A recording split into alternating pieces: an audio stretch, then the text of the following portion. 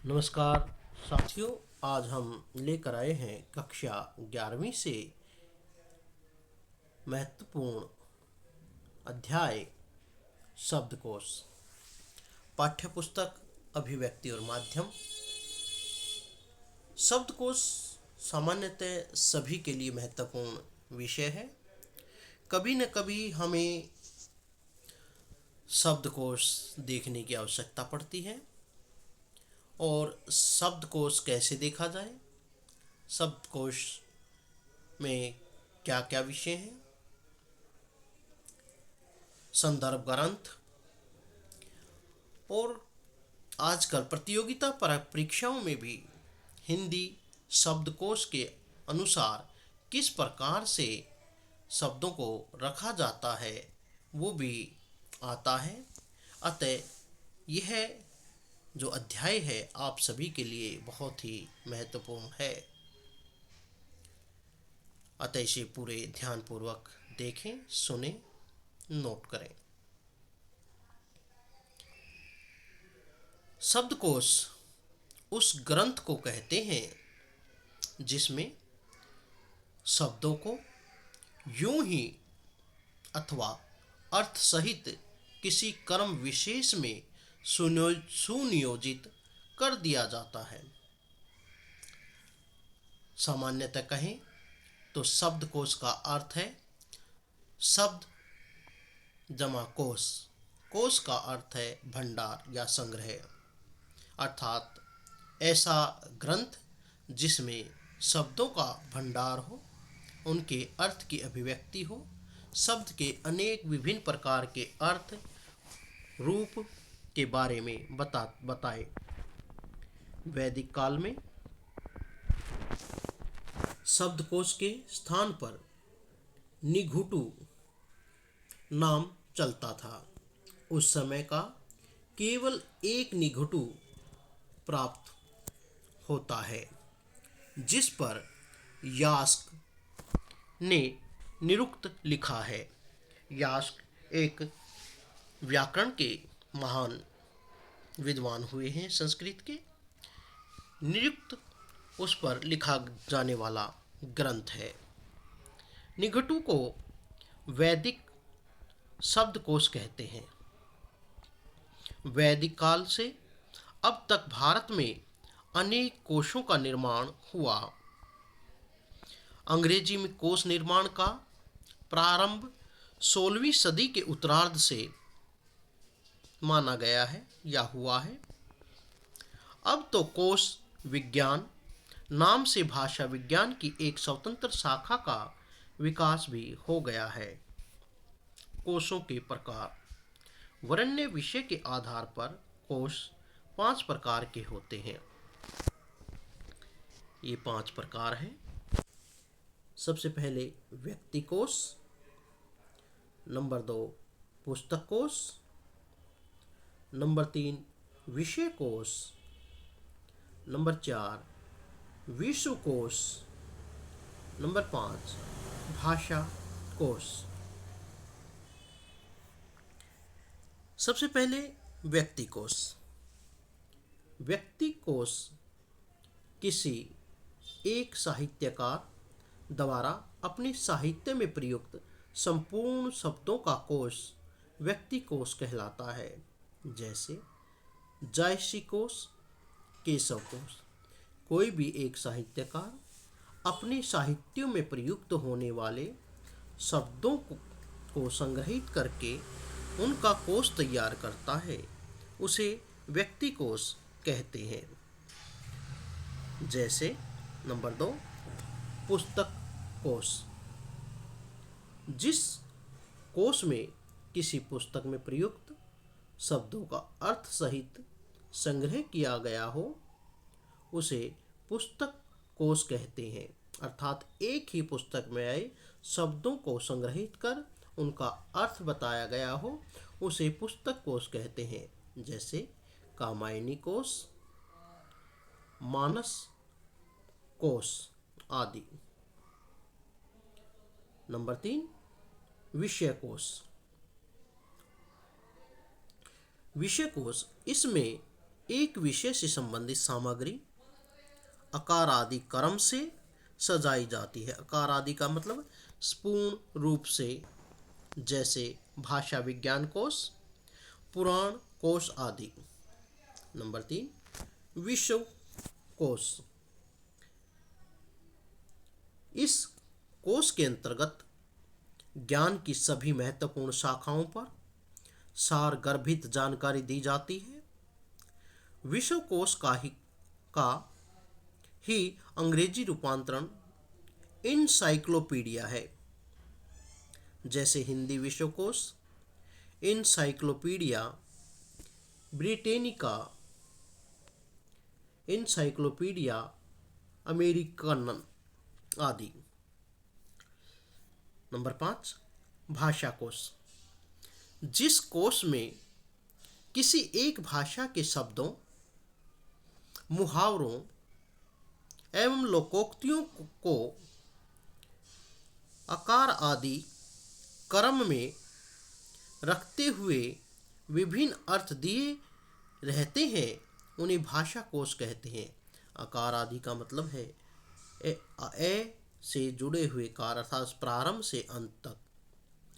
जैसे हिंदी शब्द सागर, हिंदी अंग्रेजी कोश आदि। शब्दकोश उपयोग की विधि और उसका परिचय। शब्दकोश देखने की विधि ये महत्वपूर्ण है। शब्दकोश में सम्मिलित शब्द वर्णमाला के वर्णों के क्रम में व्यवस्थित रहते हैं। अतः शब्दकोश देखने के पूर्व हमें वर्णमाला का ज्ञान के साथ साथ शब्द का वर्ण विच्छेद करना सीखना आवश्यक है। शब्द कोश में शब्दों को इस वर्ण अनुक्रम में दिया जाता है। अंग्रेजी के लिए बहुत ही सरल है, क्योंकि अंग्रेजी में 1 से 26 वर्ण ही हैं, जबकि हिंदी में स्वर, आयोगवाह और व्यंजन, उसके बाद संयुक्ताक्षर आते हैं। अतः इनका शब्दकोश क्रम इस प्रकार से है। सबसे पहले अंग, उसके बाद ए, फिर उंग, फिर आ, इ, ई। अर्थात सबसे पहले जो अंग की बिंदी है, जो हम अनुस्वार के रूप में देखते हैं, जिसका हम प्रयोग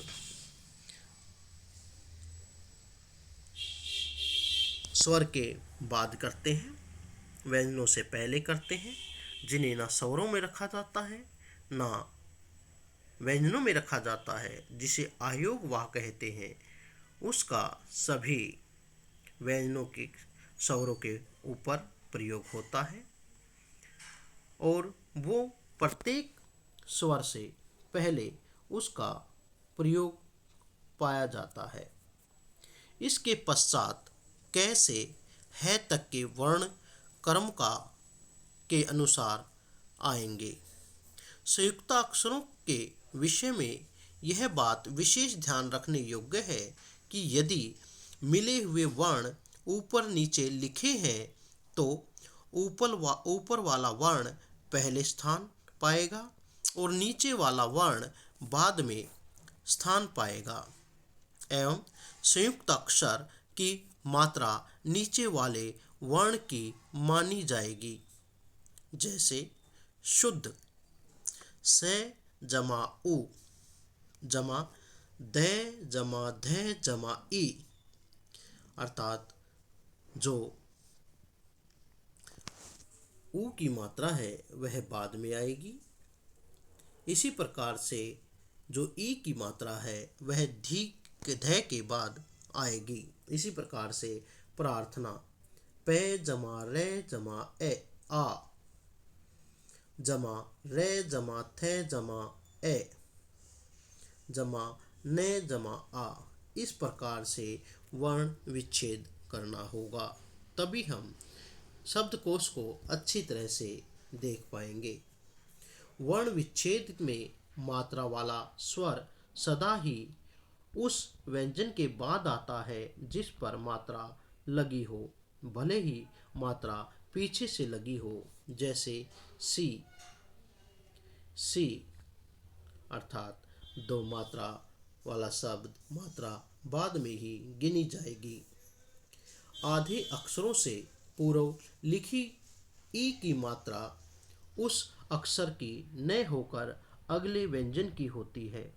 जैसे स्थिति, से जमा ठ के ऊपर ई, ठ जमा ई जमा त जमा ई, स्थिति। यदि मिले हुए वर्ण संयुक्त अक्षर ऊपर नीचे न होकर बराबर ऊंचाई पर लिखे हैं तो वर्णों का क्रम वही होगा जो दिखाई दे रहा है। जैसे शब्द से, ब, द, पंप, पै, मैं, पै, द्वार, द, व, आ, रे, न कि द जमा वा जमा रे।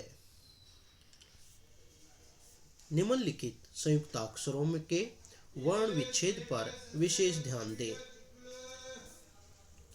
अक्षय क जमा से जमा ए, अर्थात जब क्षय देखा जाएगा तो वह कवर्ण कवर्ग के अंदर क के बाद में आएगा। त्रय त जमा रे जमा ए, ग जय जमा इया जमा ए, और द जमा ये जमा ए। अंग तथा एह को स्वरों में नहीं गिना जाता, अतः शब्दकोश में इनके लिए ओ, हो, ओ, औ के बाद अलग से खंड नहीं होता। अनुस्वार तथा अनुनासिक चंद्रबिंदु वाले वर्ण शब्दकोश में सबसे पहले आएंगे। जैसे अंकुर तथा अकुलाहट में से अंकुर पहले स्थान पर आएगा जबकि अकुलाहट बाद में आएगा। इसी प्रकार ई और इ में से ई से प्रारंभ होने वाले शब्द पहले आएंगे तथा ई से प्रारंभ होने वाले शब्द बाद में। इसे इक या इकहरा में से इक पहले आएगा और इकहरा बाद में आएगा। संदर्भ ग्रंथ ऐसा ग्रंथ जिसमें कुछ प्रसंगगत बातें देखी जाएं। जिज्ञासा पूर्ति के उद्देश्य से देखा जाने वाला ग्रंथ जैसे कोश, विश्वकोश, साहित्य कोश आदि संदर्भ ग्रंथ हैं। जिज्ञासा पूर्ति के उद्देश्य से देखा जाने वाला ग्रंथ शब्दकोश या साहित्य कोश कहलाता है। संदर्भ ग्रंथ ऐसे ग्रंथ जिसमें जानकारी या विमर्श के लिए कुछ विशिष्ट प्रसंगों की बात देखी जाती है। विशेष ऐसा ग्रंथ आद्योपांत पढ़ा नहीं जाता बल्कि किसी जिज्ञासा की पूर्ति या संदेह के निवारण के उद्देश्य से देखा जाता है। उसे संदर्भ ग्रंथ कहते हैं। अब इस अध्याय के आधार पर कुछ प्रश्न उत्तर हम अवश्य करते हैं। प्रश्न, शब्दकोश की विशेषताएं क्या है? उत्तर, शब्दकोश एक आदर्श लोकतंत्र की तरह है जहां सभी शब्दों का सम्मान महत्व होता है। हर शब्द अनुशासन का पक्का है। शब्दकोश के नियमों के अनुसार नए शब्दों को उचित स्थान एवं स्वतंत्र स्थान दिया जाता है। इन्हें स्थान मिलने में कुछ समय अवश्य लगता है लेकिन उन्हें उचित और यथोचित स्थान मिल जाता है। प्रश्न नंबर 2, शब्दकोश में शब्द योजनाबद्ध ढंग से क्रमवार खंडों उपखंडों में बटे होते हैं। निम्न शब्दों में से हिंदी शब्दकोश के अनुसार कौन सा शब्द पहले आएगा, कौन सा बाद में? शब्द है अंक, अंकगणित, अंगारा, अंकुश, अंगद, आकार। शब्दकोश में शब्दों को एक के बाद आकार आदि क्रम में लिखा गया होगा, जैसे अंक, अंकगणित, अंकुर, अंकुश या अंग, अंगद, अंगारा आदि। शब्दकोश का प्रमुख आधार क्या होता है? किसी भाषा की वर्णमाला के क्रम के आधार पर शब्दकोश में शब्दों का स्थान निर्धारित करना वर्णानुक्रम या आकार आदि क्रम कहलाता है।